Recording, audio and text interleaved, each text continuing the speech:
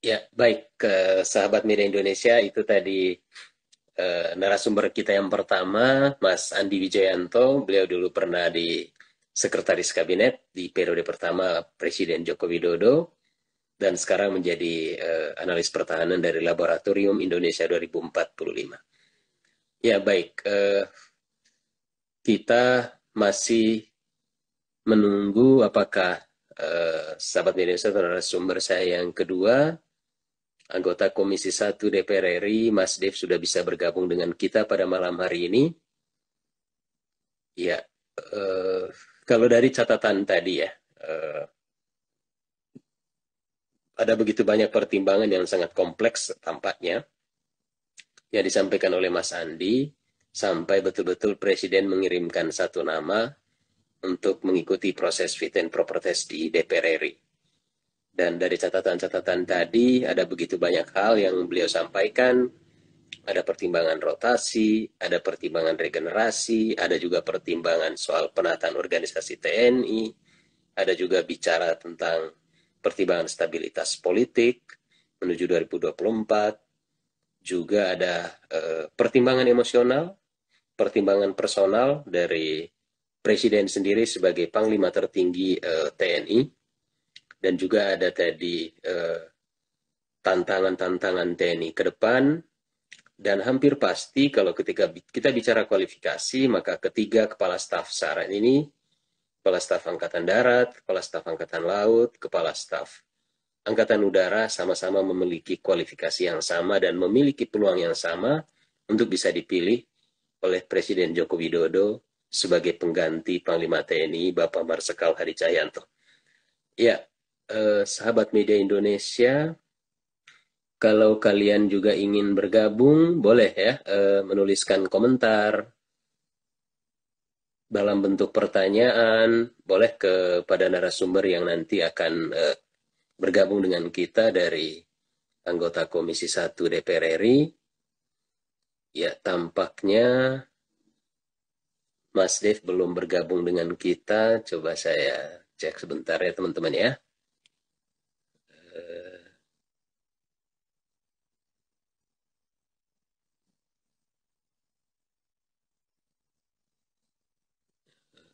Oke.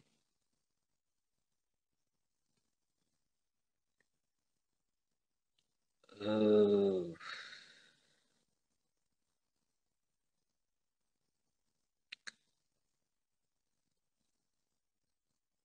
ya,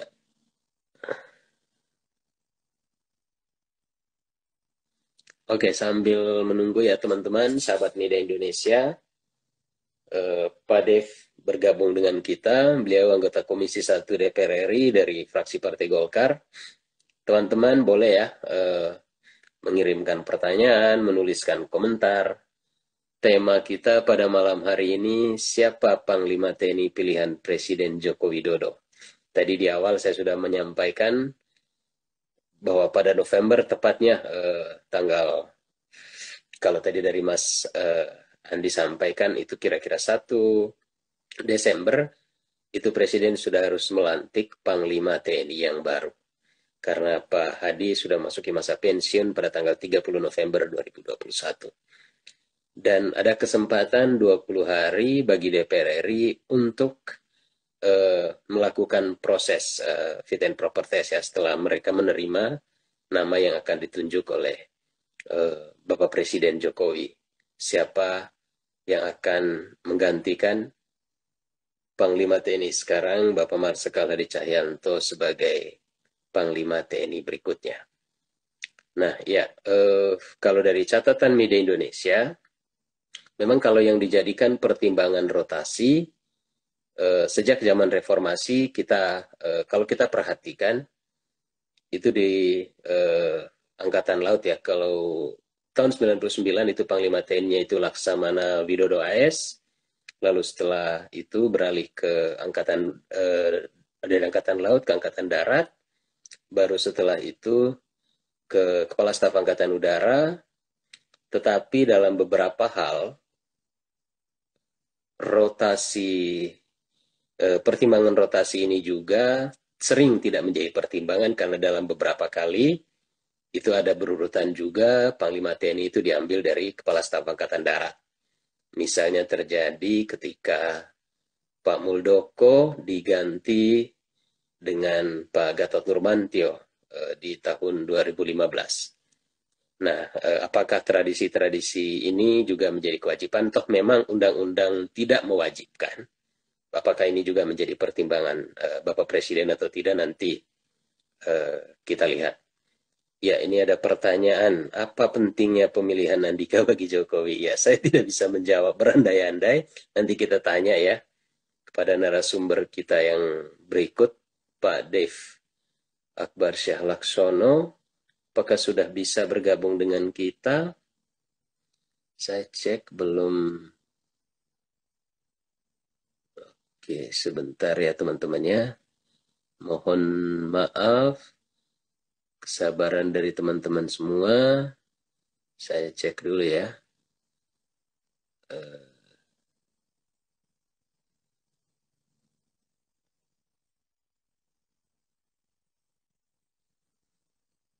Bentar.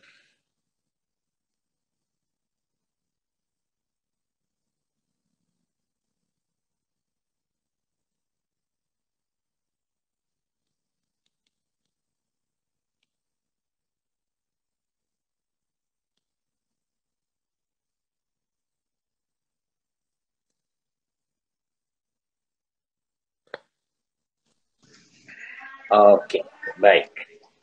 Ya, selamat malam Mas Dev. Malam, gimana kabar? Baik, Mas Dev apa kabar? Sehat, saat ini kelihatan nggak muka Oke, saya nih? kelihatan. Oke, sudah, oke. Oke, Oke, oke. kelihatan Mas. Ya, baik. Soalnya, Ini soalnya ini kelihatannya kabel, lagi santai, sudah di rumah. ya lagi di luar ini. Oh, oke. Ya, baik. Ya, Ya, Mas di Dev, sini tadi tetap.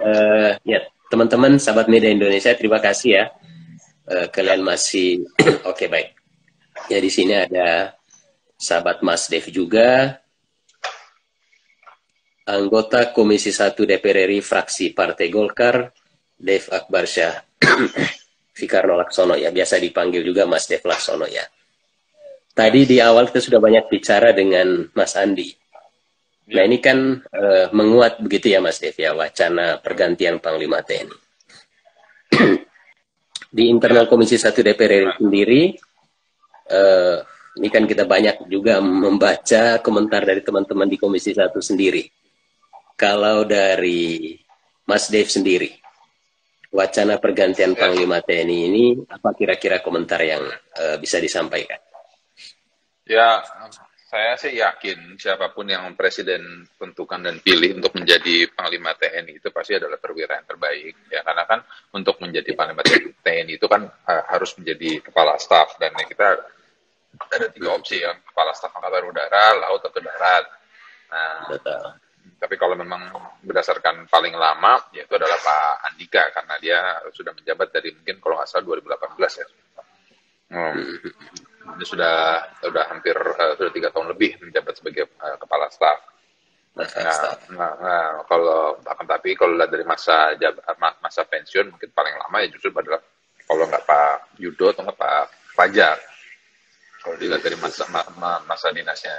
Nah, tapi ya siapapun itu, saya yakin pasti itu adalah yang terbaik Presiden pilih dan yang pasti akan sanggup dan mampu menjalankan tugas-tugas untuk melakukan terus reformasi di dalam tubuh TNI, terus juga melakukan peremajaan juga di dalam alutsista, terus juga meningkatkan dan menjot moralitas semangat prajurit-prajurit TNI dan juga banyak PR-PR-nya ini yang di dalam tubuh TNI ini yang masih harus dikerjakan. Dan ya saya yakin lah Pak Andika itu ataupun Pak Yudo ataupun Pak Fajar itu paham dan mengerti apa-apa saja yang mesti dikerjakan. Nah, sampai hari ini kan rupanya belum ada surat begitu ya. Kalau kemarin pernyataan Ya, Ketua Komisi 1, Bu Mutia, dalam waktu dekat. Nah, ya, informasi kira-kira yang terakhir yang mungkin Mas Dev bisa sampaikan, idealnya itu kalau memang karena kita lihat tanggal 1 Desember atau tanggal 30 November itu kan sudah masuki masa pensiun. ya. Idealnya itu dari Presiden itu masuk ke DPR itu sebaiknya akan lebih cepat kah atau apa gitu kira-kira. Ya tentunya kalau lebih cepat ditentukan lebih baik ya. Cuman ya kan yang mengerti kapan sebaiknya segala macam itu kan ya adalah presiden ya. Jadi ya kita sekarang ini hanya bisa menunggu kebijakan presiden seperti apa ya, karena kan ada mungkin hal-hal tertentu yang mungkin kita tidak pahami, akan tapi itu adalah presiden melihat itu harus mengambil putusan tersebut gitu. Nah, kalau kita ikuti ya ini beberapa minggu terakhir, beberapa bulan terakhir, banyak pernyataan dari teman-teman di Komisi 1 DPR RI. Bahkan mereka secara spesifik menyebut nama begitu ya. Ada yang menyebut Pak Andika, ada yang menyebut Pak Yudo. Apakah Mas Dave atau mungkin minimal di internal Partai Golkar sudah mulai melakukan penjajakan begitu? Siapa-siapa yang memang kira-kira dinilai potensial, karena toh nanti ujung-ujungnya proses ini akan juga berlangsung di DPR RI, di Komisi DPR. 1. Ya memang benar, terakhir itu putusan ada di, jadi gini ya, memang pertama harus di awal itu ada di presiden, jadi jangan kalau misalnya kita yang proaktif, kita yang mencari tahu, menanya segala macam, itu justru malah menciptakan situasi yang tidak baik, gitu, tidak kondusif. Gitu. Nah, jadi lebih baik kita ya bukannya pasif ya, tapi kita lebih baik mengikuti ritmenya dari istana sendiri bagaimana gitu ya, karena biar presiden yang menentukanlah sikapnya siapa yang dia hendaki. Artinya di teman-teman Komisi 1 secara khusus saya tanya ke teman-teman Golkar gitu. Tidak ada pembicaraan ke situ sampai hari ini, Mas De? Belum. Ya, kita masih menanti dan menunggu kira-kira presiden ini siapa yang beliau kendaki. Karena kalau kita lihat kan dalam banyak kesempatan misalnya, ini berita yang beredar, kepala staf ini mengundang atau berkomunikasi, tapi apakah komunikasi seperti ini? Ini kan proses politik di DPR, yang kemudian juga kita tahu bahwa bahkan DPR bisa menolak gitu. Benar.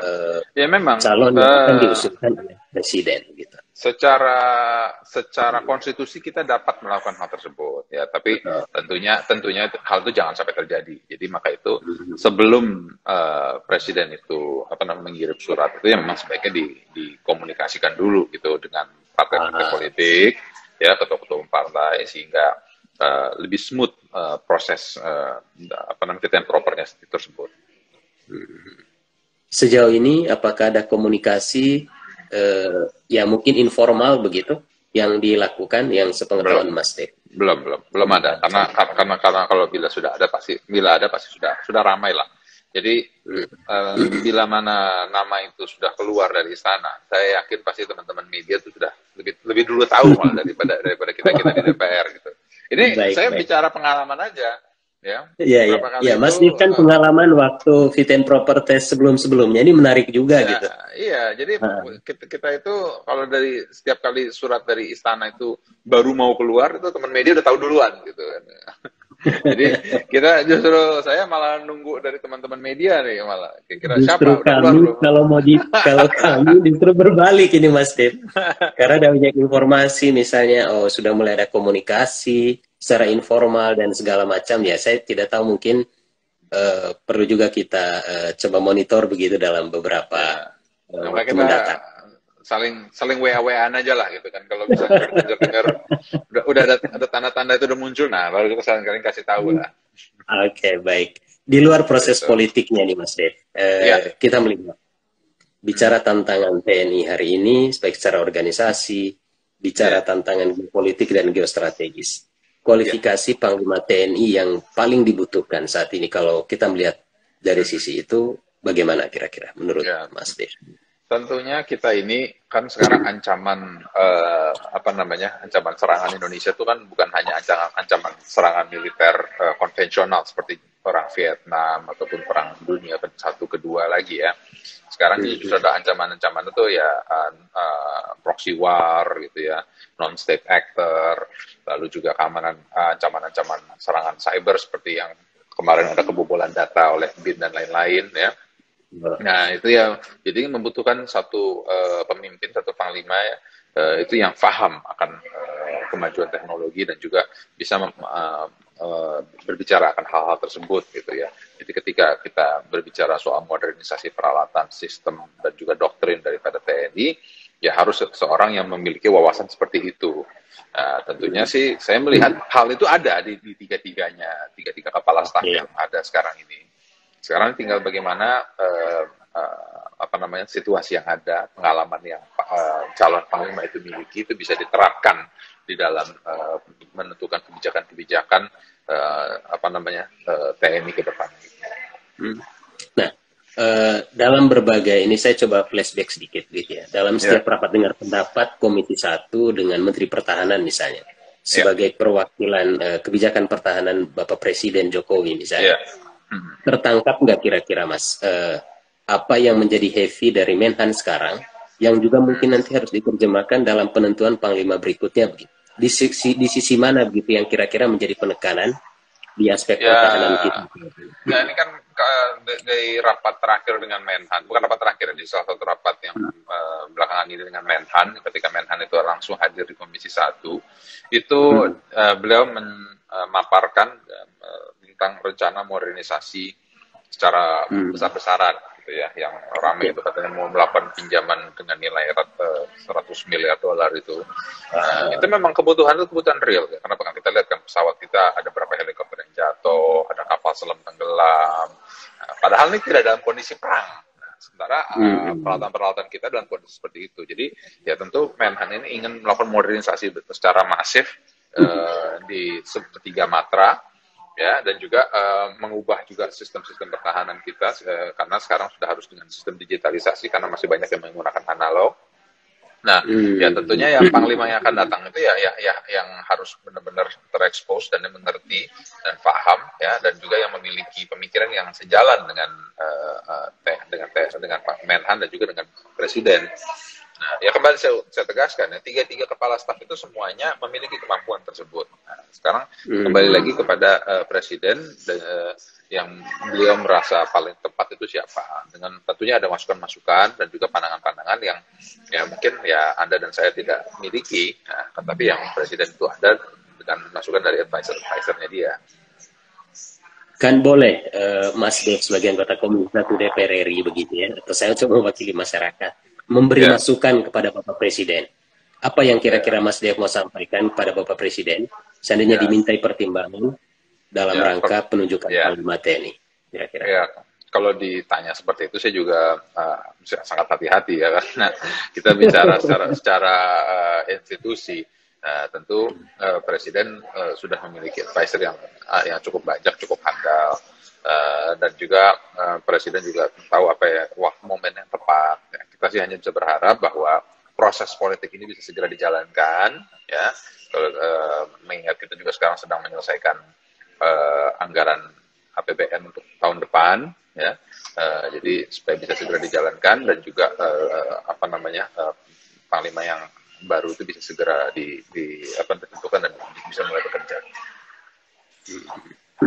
Kalau kita bicara dalam konteks tantangan pandemi COVID-19, menurut Mas Dev, kalau analis pertahanan banyak yang sudah menyampaikan, TNI Angkatan Darat jauh lebih memiliki kekuatan karena memiliki komando teritorial yang efektif. Karena kita dalam situasi seperti saat ini. Catatan Mas Dev sendiri, apakah catatan-catatan ini masuk akal atau bisa menjadi pertimbangan? Gini, penanganan pandemi ini ya memang karena wilayah bukan wilayah personil lebih banyak dan juga apa namanya kantor-kantor sekomandonya dan juga personil tersebar di seluruh Indonesia sehingga memudahkan untuk TNI Angkatan Darat untuk melakukan penanganan, membantu mendukung penanganan COVID-19 ini. Ya kan tadi bukan berarti Angkatan Laut dan Angkatan Udara itu tidak melakukan, mereka juga melakukan sesuai dengan skalanya masing-masing. Cuman kan kita tidak berpikir hanya untuk pandemi saja ya.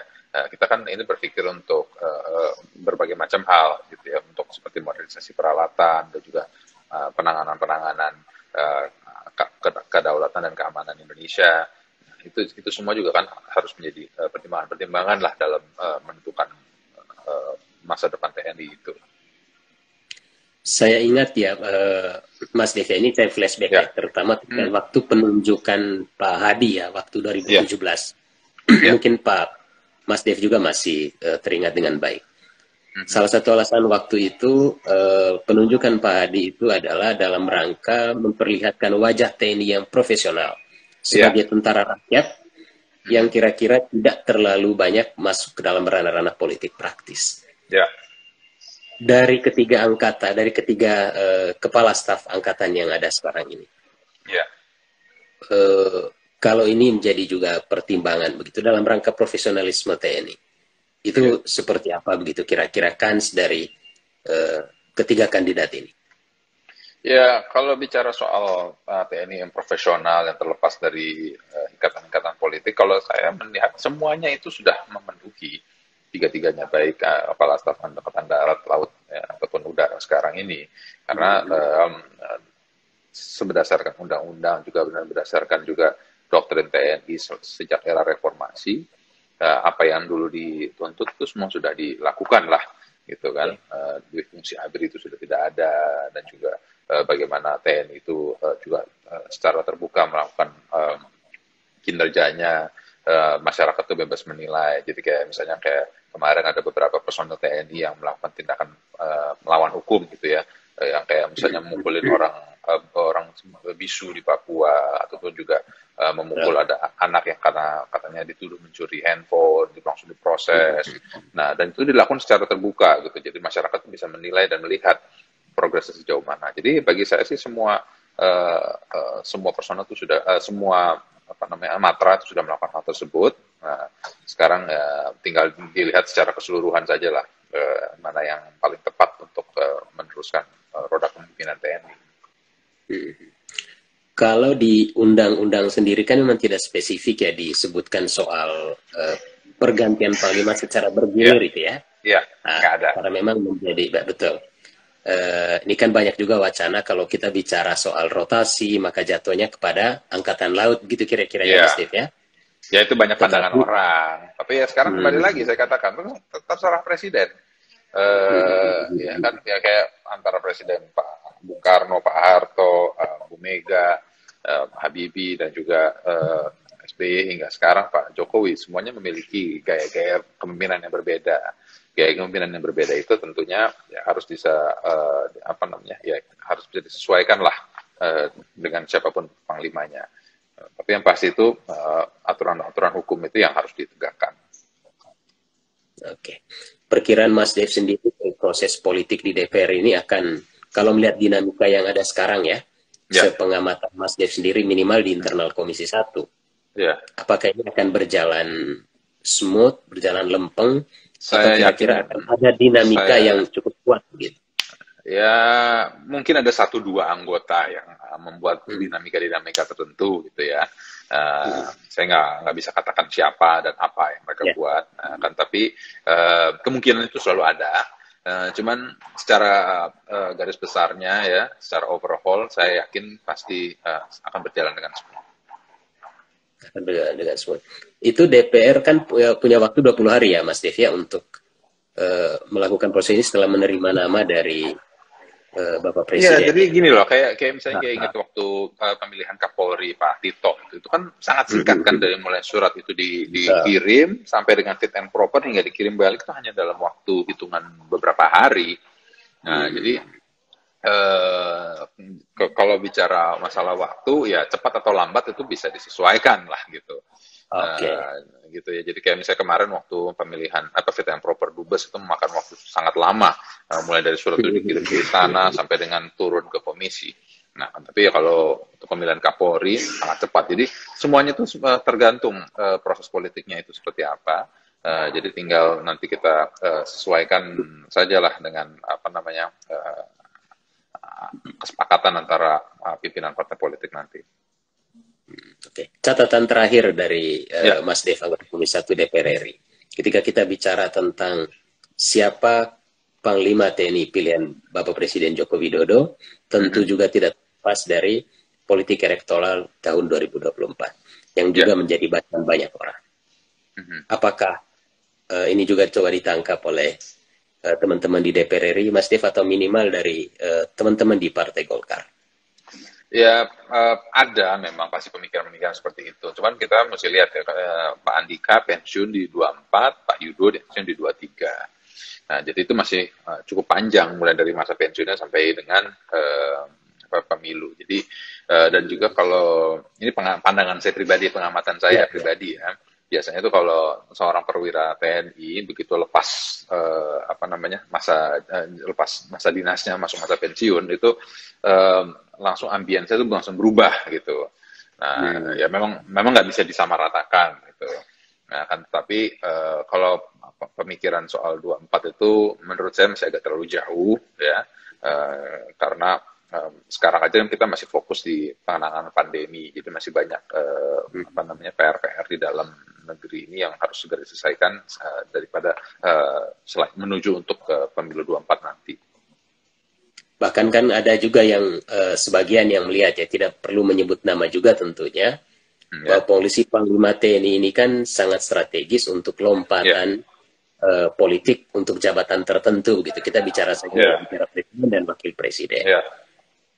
Ya, teman, selama era reformasi coba, siapa Panglima TNI yang berhasil naik jadi presiden wakil presiden? Oke. Gitu. Jadi itu memang mendapatkan kesempatan, akan tapi ya bukan berarti juga menjadi suatu jaminan gitu. Oke. Yeah. Ini menarik nih teman-teman.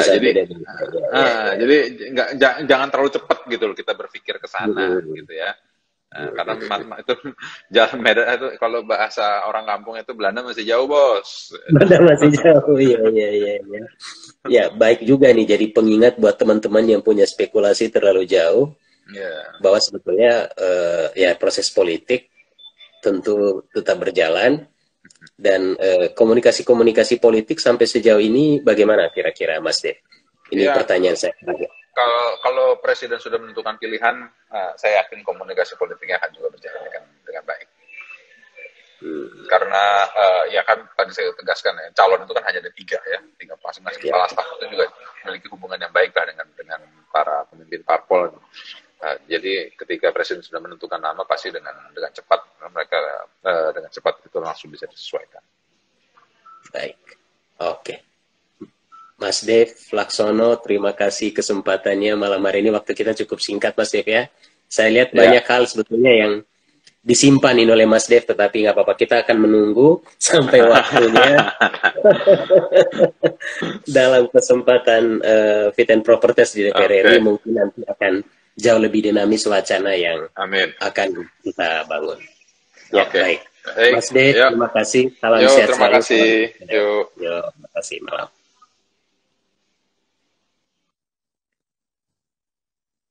Oke, baik teman-teman, sahabat media Indonesia, terima kasih. Itu tadi perbincangan saya dengan Mas Dev Laksono, anggota Komisi 1 DPR RI.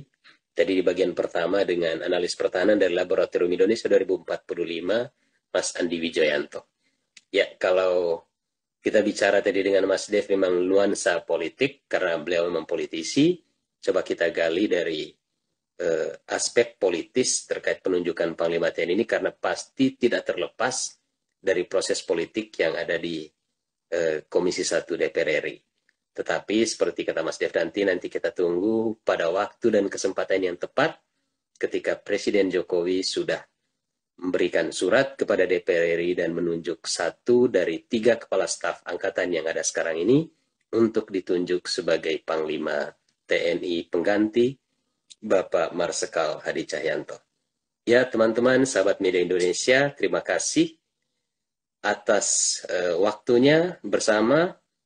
Saya melihat tadi ada beberapa komentar ya dari teman-teman yang mungkin belum bisa sempat kami respon satu persatu, tetapi ini rata-rata dari teman-teman sahabat media Indonesia yang mengikuti Instagram Live kita pada malam hari ini. Terima kasih. Salam sehat untuk kita semua. Tentu kita tak jemu-jemu, tak boleh lengah untuk tetap menjalankan protokol kesehatan meski memang situasi penanganan pandemi COVID-19 di tanah air saat ini sudah terkendali dengan baik, dan seperti harapan Bapak Presiden, kita tetap menjaga situasi dan kondisi ini agar pandemi COVID-19 ini memang benar-benar sudah selesai dari bumi kita Indonesia. Ya, baik teman-teman, sahabat media Indonesia, selamat menikmati waktu kembali bersama keluarga atau menjalankan aktivitas lain. Kita akan berjumpa lagi dalam program The Journalist on Duty selanjutnya. Sampai jumpa, selamat malam, salam sehat untuk kita semua.